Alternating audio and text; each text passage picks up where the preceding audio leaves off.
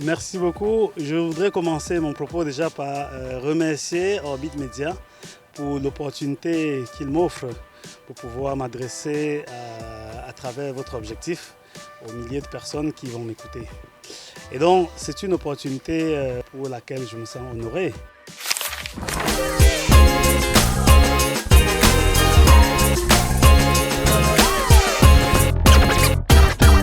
Ce programme vous est offert par la Fédération des associations camerounaises du Lino. Je suis d'origine camerounaise, marié, papa de 4 enfants, que j'ai fait une bonne première partie de mes études secondaires au Cameroun.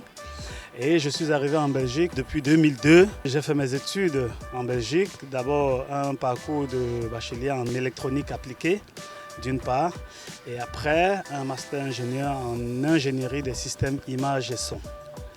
Et donc ce parcours académique m'a permis par la suite d'embrasser le milieu professionnel. Et aujourd'hui, je suis consultant pour une institution qui s'appelle l'OTAN. Il faut dire que mon engagement politique vient du fait que j'ai depuis très longtemps milité dans des milieux associatifs. Depuis le Cameroun, j'ai été président de l'association des ressortissants de mon village. Et donc ça a contribué à développer en moi une certaine envie de travailler pour la communauté, surtout de manière bénévole. Une fois arrivé en Belgique, j'ai continué dans la même lancée, dans le milieu associatif. J'ai été président du Cercle des ressortissants menois de Belgique. Je suis aussi membre fondateur de plusieurs associations, notamment à Mons, la FEDACH, l'Amicale des Camerounais de Mons. Et donc, de cette culture associative, est parti mon engagement politique, notamment dans le MR est arrivé par un coup de hasard dont j'ai rencontré un membre très actif dans le MR avec qui on a discuté il y a quelques années, ça fait 6-7 ans aujourd'hui. Il m'a incité à devoir participer à un congrès du mouvement réformateur. Et de ce congrès, je crois que le déclic est parti.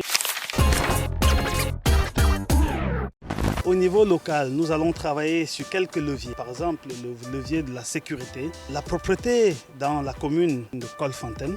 Sur le plan de la santé également, les infrastructures, pour nous, il y a pas mal de défaillances et il faut vraiment travailler, notamment le projet phare qui est celui de l'hôtel de ville, des priorités comme l'enfance, la petite enfance, des priorités comme l'enseignement. La liste est tellement longue et je crois que je serai assez long si je veux continuer. Je ne serai pas exhaustif, donc voilà.